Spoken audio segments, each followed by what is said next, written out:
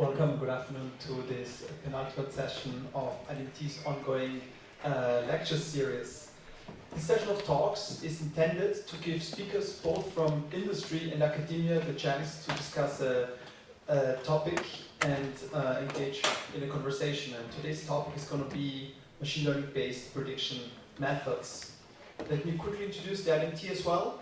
The iDMT was formed in 2021 through co-funding from the European Regional Development Fund, University of Cambridge, and multinational pharmaceutical companies such as AstraZeneca and Shionogi.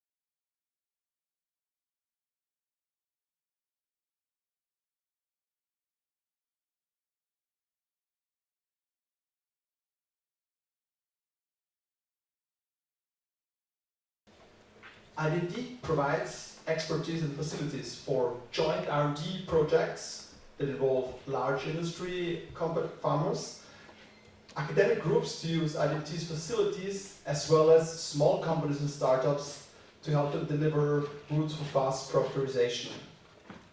The center's research programs focuses on data-driven advances for molecular discovery, machine learning for process development, and the evolution of digital laboratory infrastructure.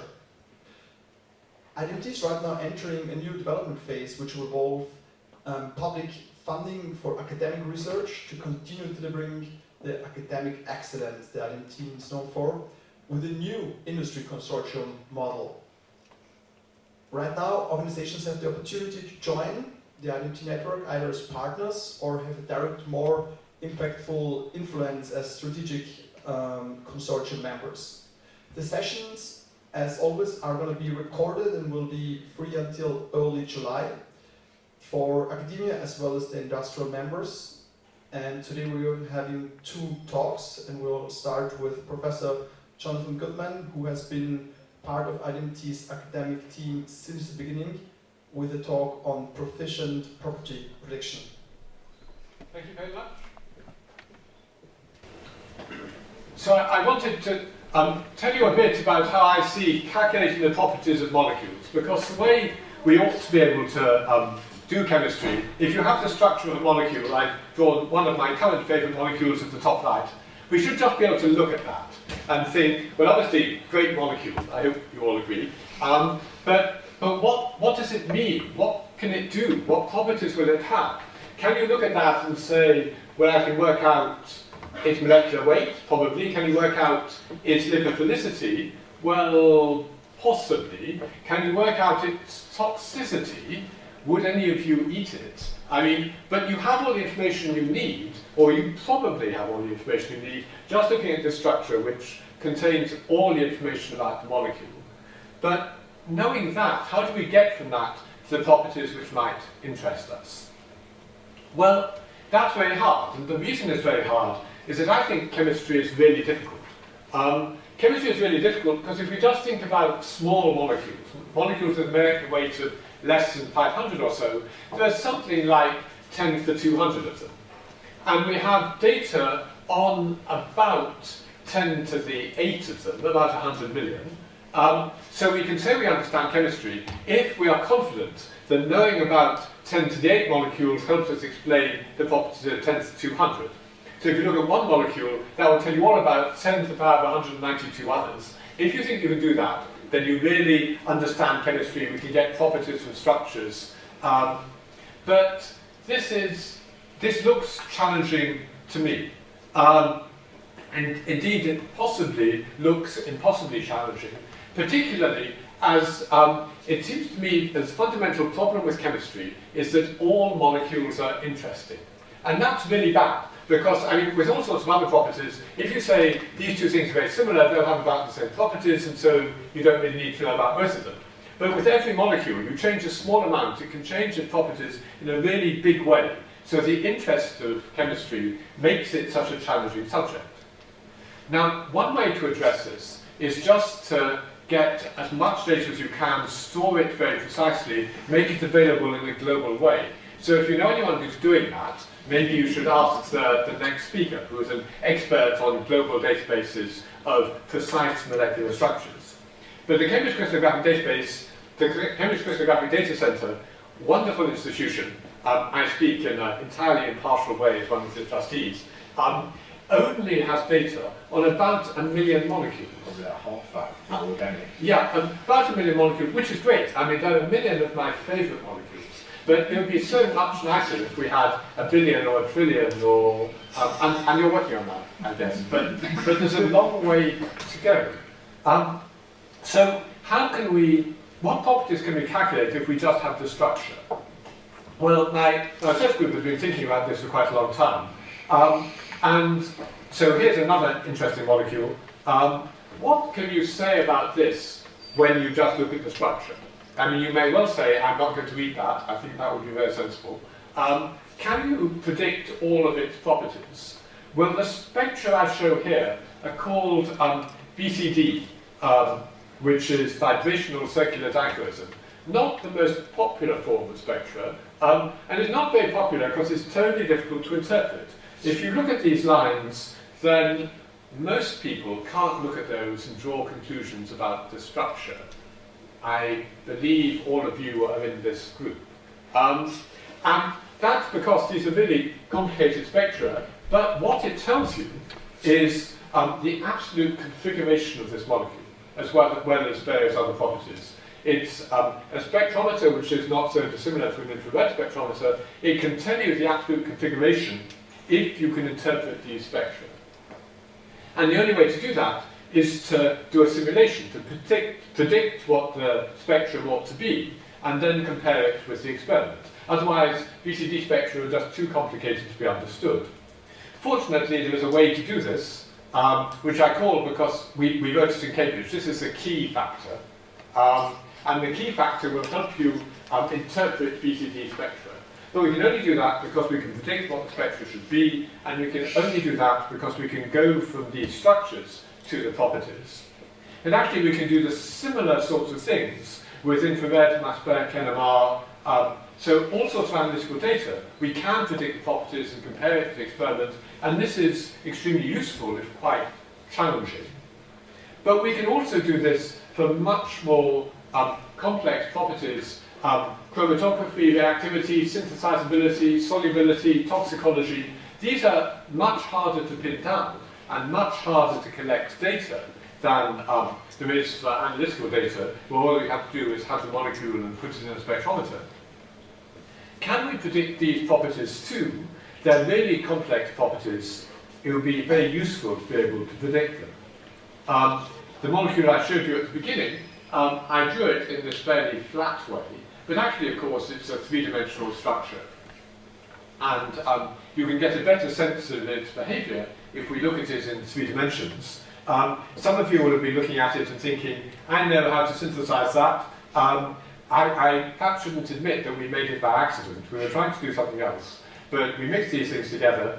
We got this rather wonderful and beautiful molecule, and we worked out what it was, in part because we were able to predict what properties this structure ought to have. If anyone can think of a use for it, we've got some. But we don't understand the properties quite well enough to understand what was going on here or to be able to predict what was happening. So why is this? Why can't we get the properties right in such a straightforward way? Well, there are two different ways of looking at this. One of them is we can use physics. We can go back to first principles and calculate what the properties should be. The other way is to look at data and try and look at the data we have on molecules and see how we can use that to learn about new molecules. So let's think about the physics-based methods first. Now here I think is the fundamental graph of physics and engineering. I should say I've drawn this without consulting any physicists, but you can do all sorts of models of physics, and these have different precision and reliability. So if you have a sort of cheap model, then it might be quick to calculate that you can't rely on it too much. As you put in more effort, then you ought to get to a higher precision. So the more effort you put in, the more reliability you should get out. And if you have a low reliability model, you're very inclined to put your own feelings, your own hopes into the model.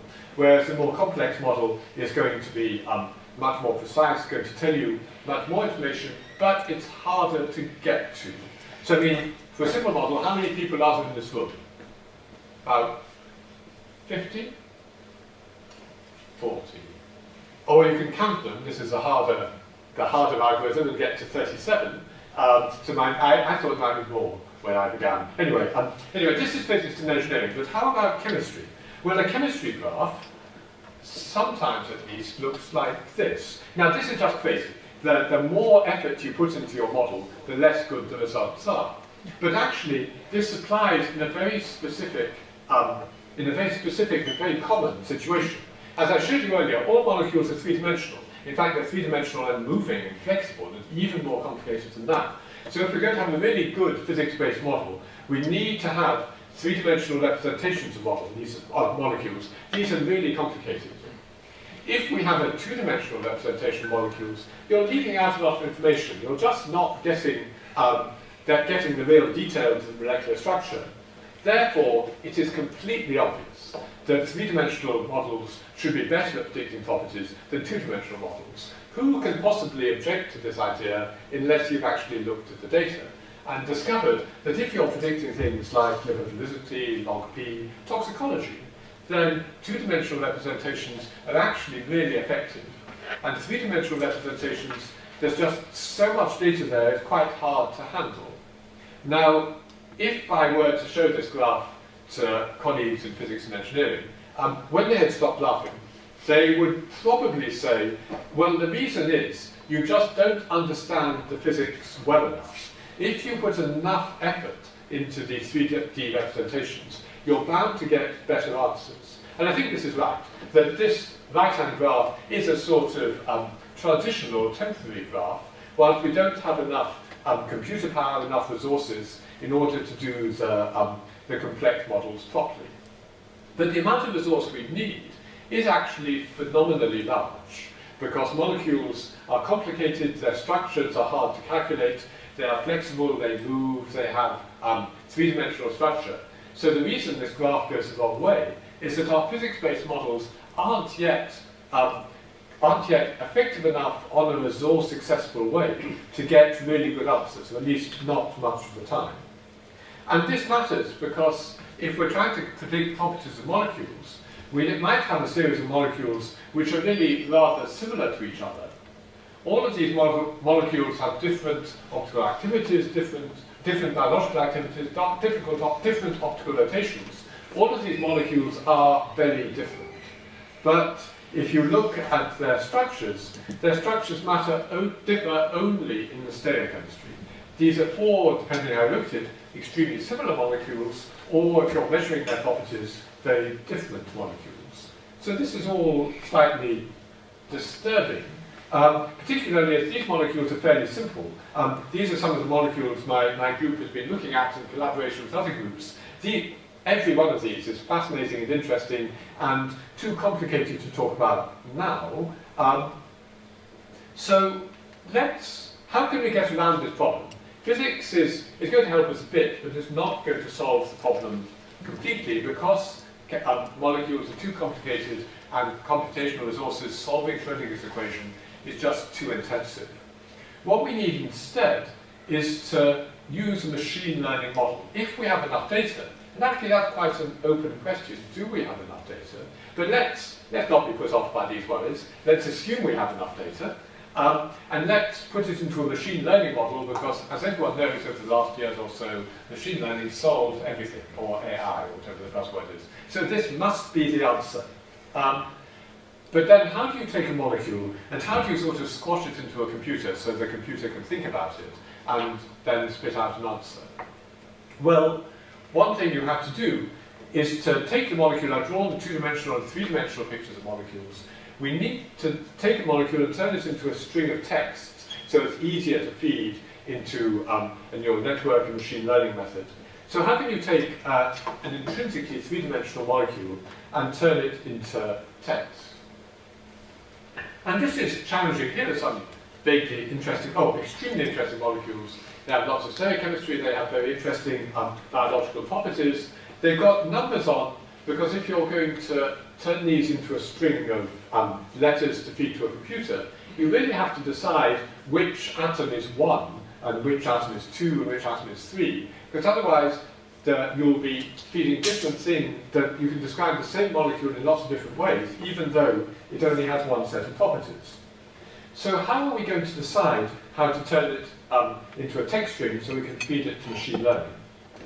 Well, there are three main methods, which, for this particular purpose, I will give in order of increasing utility. The first way of turning a molecule into a string of text is to create the INCHI. Now, the INCHI is just the best way of naming molecules. You can take a two-dimensional molecule, it will give you a unique text string. So just one molecule for every INCHI, one INCHI for every molecule. If you apply it to my favorite 100 million molecules in PubChem, then the INCHI works very nearly perfectly. Much better than any other way of writing molecules to identify them and to separate them. So the INCHI is a really good way of turning molecules into text strings, but it's not the only way of turning molecules into text strings. Another one you might have heard about is the SMILES string. Now, currently I'm working with UPAC's experts on SMILES to write a review of this, where I'm picking out all the properties of the INCHI, and I'm picking out all the properties of the SMILES, just so we can say they're both really good, but they are rather different. They do different things. This is the molecule which I'm currently teasing with him with. If you know about SMILES, then try and write down the SMILES string for this molecule, and spoiler alert, it's impossible. This is Wittgenstein's too, because as you know, the end of Wittgenstein's great work said, whereof we cannot speak, thereof we must be silent. That goes for this molecule. So if you want to predict the properties of this molecule using SMILES strings, you're kind of stuck. But apart from this and a few other things, SMILES are actually a really good way of writing molecular structures as two-dimensional strings. But one of their features, which is really useful, is that you can write lots of different SMILES strings for any one molecule, except for this one where you can't write any. Which is good, but disturbing, because if you have each molecule can be expressed in lots and lots of different ways, how can you possibly learn from that? If two different SMILES strings look very different, they might be the same molecule, or they might be completely different molecules. So SMILES strings are good, but not that good. Fingerprints is what you really need in order to analyze things well in machine learning. When I tell you really need these, this is what has been most successful so far. Don't let me constrain your imagination. What happens in the next year or two might be completely different. But if you want to know what's happened so far, fingerprints are the best way to do this. These are a string of zeros and ones, mainly zeros, for reasons I'll come back to, easy to generate molecular structure. But, and this is quite a problem, if you have a fingerprint, you can't get the molecular structure back, whereas with SMILES and INCHI you can do that. But you can quickly and quantitatively assess similarity, and that really matters. So the first generation of fingerprints, max keys, were a very popular approach to this, where you look through a molecule and you keep a list of the features it has. Does it have a halogen when you set one bit of your key? Does it have a four-membered ring? You set another bit of your key. And this is a series of yes-no questions which can be answered quickly, rapidly screen out most molecules. So this was originally designed to help search databases. But people thought, well, we've got a good method here, maybe we can do more with it than just search databases. And mapped keys work really well, but not as well as what I would refer to as Morgan fingerprints. So we have a number of names for these. Morgan fingerprints or circular fingerprints or EHCP fingerprints are based on the idea that you should look at individual atoms. You should look at the atoms around those atoms and the atoms around the atoms around the atoms. And if you do that, you can get some sort of identifier for each atom in a molecule. You can then combine them all together through an algorithm which I'm not going to go through now, but is not the thing you might guess it would be, in order to get a very long string of fingerprints. This was originally described by Morgan in 1965, but the ideas have been developed substantially since this time. So these atomic descriptors can be used as fingerprints. Extended connectivity fingerprints or circular fingerprints are alternative names for very similar sorts of things. So you can go from a molecule to a string of bits, and these strings might be thousands of bits long, and most of them are zeros, but a few of them are ones. This holds a lot of data, and turns out to be extremely useful. And it means that you don't have to worry about atom numbering. Provided you have the same connectivity, you will always get the same fingerprint. And what can you do with these fingerprints? Well, you can work out similarity. Similarity will give you a sense of how similar two molecules are. The normal thing or the most common method for computing this is called Tanimoto similarity. The formula for this is given here. So if you have two strings of zeros and ones, you count the number of places where they're both 1, you count the number of places where either of them are 1, and you divide one number by the other. So if two molecules are identical, they'll have a Tanimoto similarity of 1. If they're completely different, they'll have a Tanimoto similarity of 0. And this is, it's a way of doing it, it's a perfectly good way of doing it. You can think of lots of other ways of doing it, and lots of other ways of doing it have been tried as well. Tanimoto has been tried most often, so we know how well it works, and it works pretty well much of the time. You will often see molecules where it says the Tanimoto similarity between these molecules is 70% or 80%. This is actually meaningless unless you know what fingerprints were used, and you often have to read the supporting information or call the authors to work out what fingerprints were used to generate the Tanimoto similarity.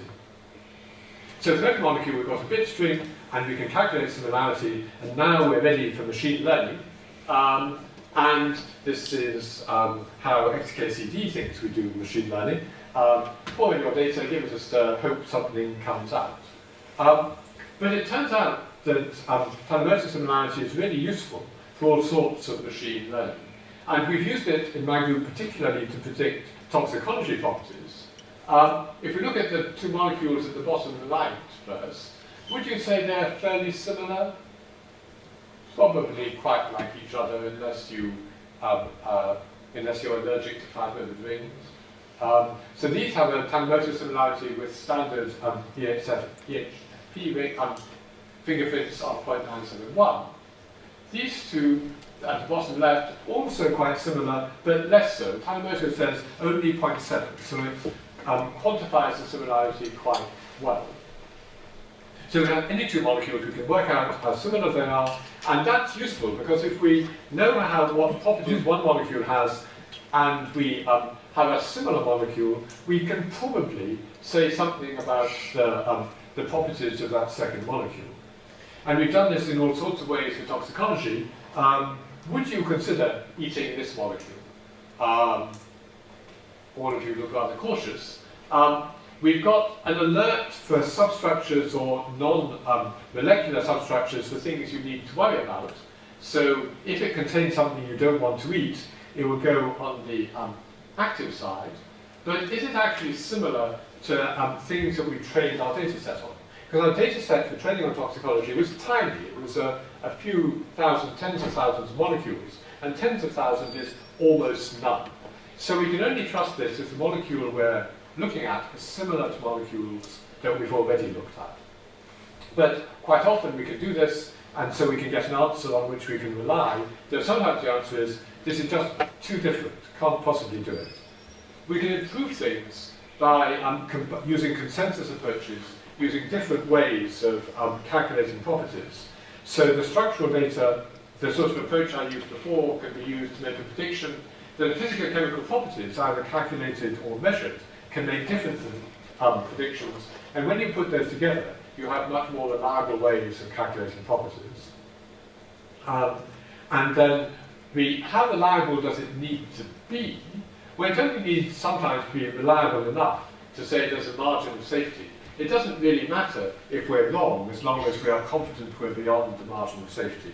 So we can also use fingerprints to tell us something about this. And these fingerprints, I should admit, rather belatedly, is they ignore stereochemistry. Some people believe stereochemistry is interesting. Indeed, nearly all pharmaceutical companies believe they're interesting. Our toxicological data ignored stereochemistry and still worked. Now this is worrying, except tens of thousands of molecules we were training it on, almost all had no stereochemistry.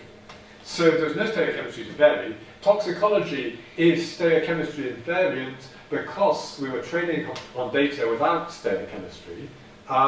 This just shows the limits of applicability, as I was saying on the previous slide, are really a problem in working out what's happening here. The fingerprints are great, and we can use useful things from them. So if we want to predict properties proficiently, we can use physics, but this is hard work. We can do data analysis, which is often more tractable and really very useful. But we'd like to have more data, much, much more data. But if we can calculate fingerprints and similarity, we can get results which are good enough to be useful.